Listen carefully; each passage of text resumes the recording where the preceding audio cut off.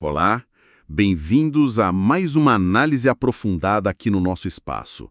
Hoje o foco é um tema que, olha, sempre gera conversa, sempre tem dúvida, o transtorno de déficit de atenção e hiperatividade, o famoso TDAH. A gente está com um material bem completo aqui, focado na área pediátrica, para guiar a gente, e a missão é entender melhor o TDAH, quais os tipos, as causas, como aparece em cada idade, e, claro, como é feito o diagnóstico. Então vamos lá. Para começar a organizar as ideias, o TDAH ele é basicamente um comprometimento no funcionamento da pessoa. Isso. E que aparece em pelo menos 2 lugares diferentes, né? Tipo em casa e na escola. Exato. Causado por impulsividade, ou desatenção, ou hiperatividade. Às vezes, os 3 juntos. Sim. E tem o TDA, né? Que às vezes a gente ouve. O TDA seria quando a hiperatividade não é o ponto principal, sabe? A desatenção é a que predomina mais. Entendi. Bom, e falando nos tipos, o material que a gente tem aqui aponta 3 apresentações principais. É importante entender a diferença.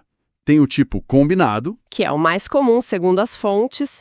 Aqui a pessoa tem, bastante sintoma, tanto de desatenção quanto de hiperatividade e impulsividade. Os 2 estão ali bem presentes. faz sentido.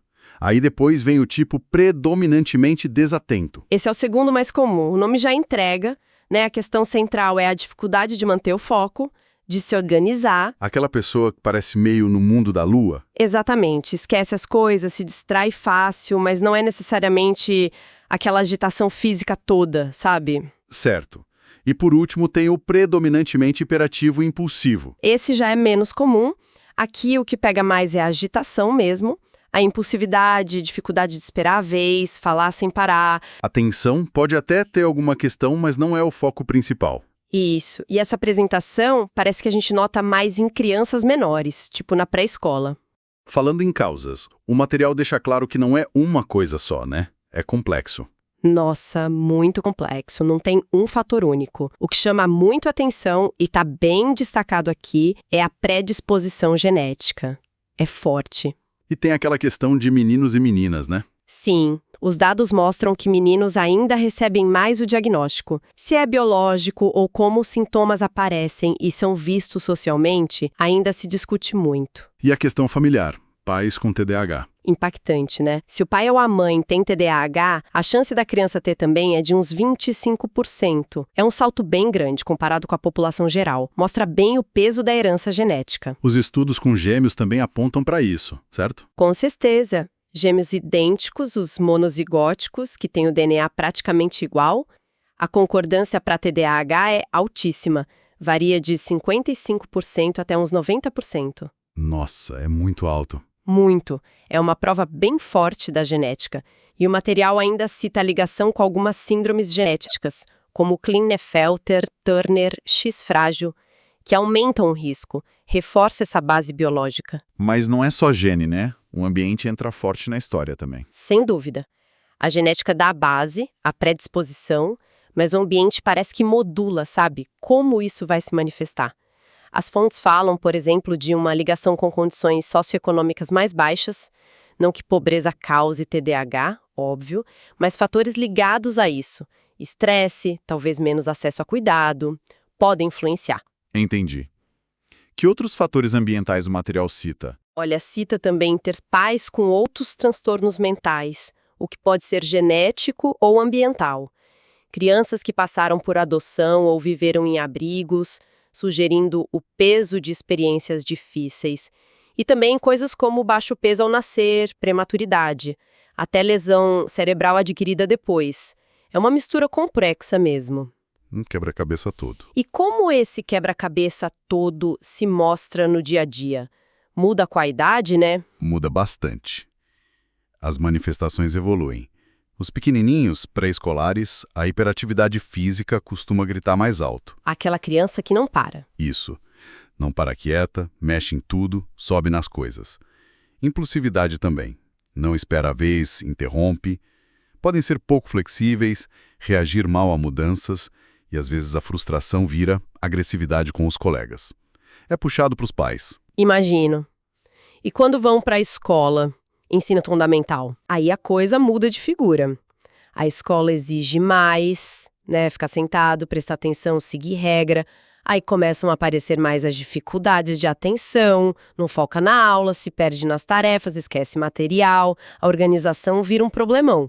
E a parte social? Pode continuar difícil, às vezes pela impulsividade ou por não ler bem as situações e fazer lição sozinho, bem complicado para eles. E na adolescência? Que tudo fica mais puxado na escola. Exato, ensino médio, nossa, a demanda acadêmica e de organização dá um salto enorme.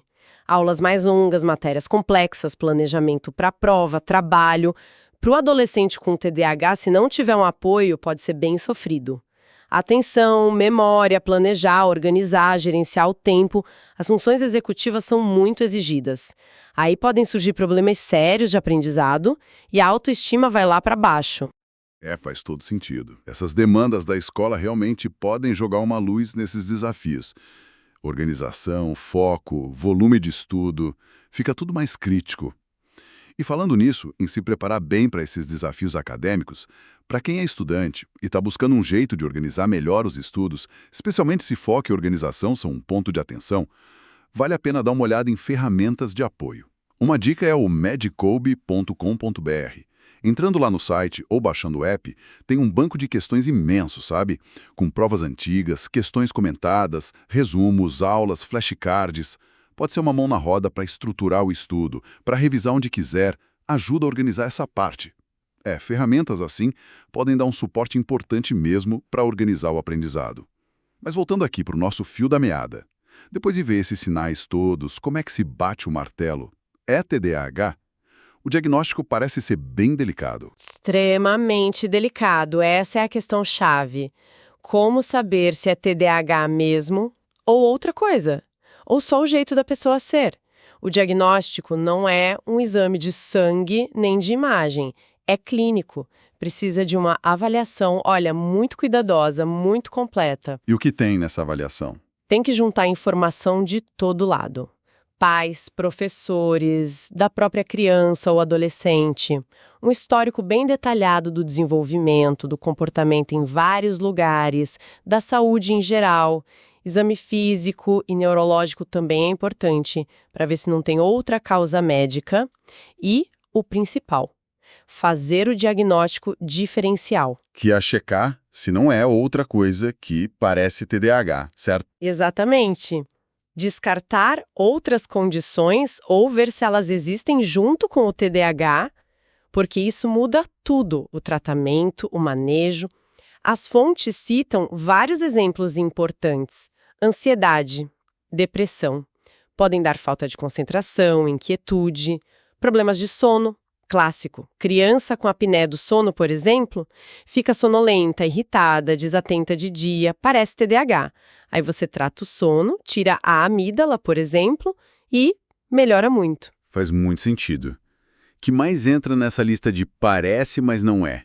Ou é junto? Tono opositivo desafiador, o TOD, aquela criança mais do contra, com comportamento desafiador, pode confundir, mas muitas vezes está junto com o TDAH. Transtornos de conduta também.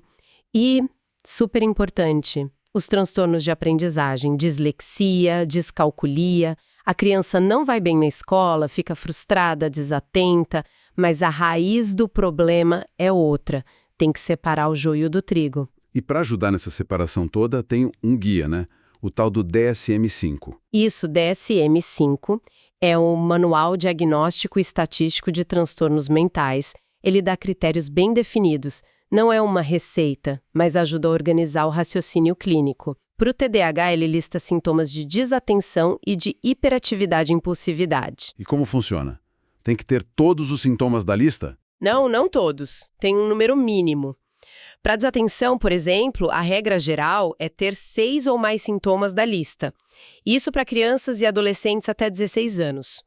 Para os mais velhos, de 17 para cima e adultos, o corte é um pouco menor. 5 ou mais sintomas. E não é ter o sintoma uma vez ou outra, né? De jeito nenhum. Tem que ser persistente.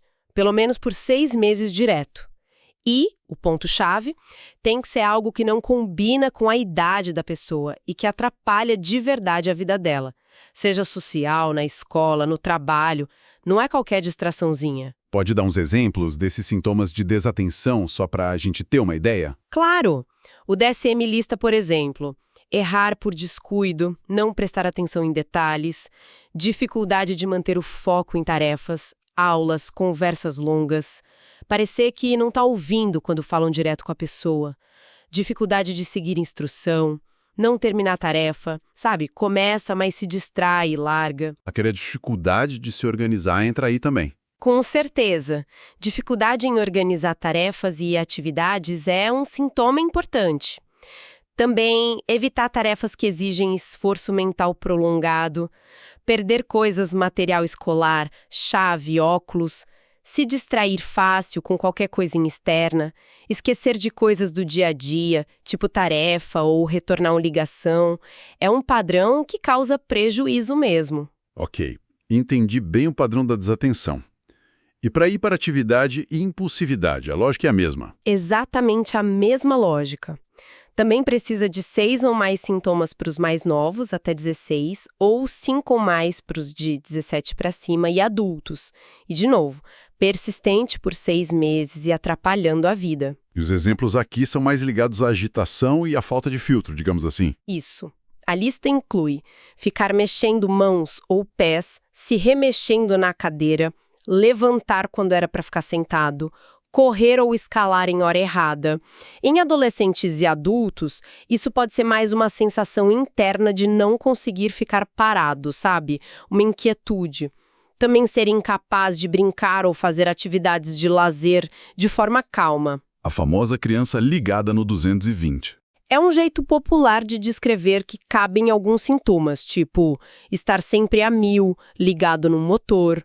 Outros são falar demais, responder antes da pergunta terminar, dificuldade de esperar a vez, interromper os outros, se meter na conversa ou na brincadeira alheia. É o padrão persistente e inadequado para a idade que conta. Certo.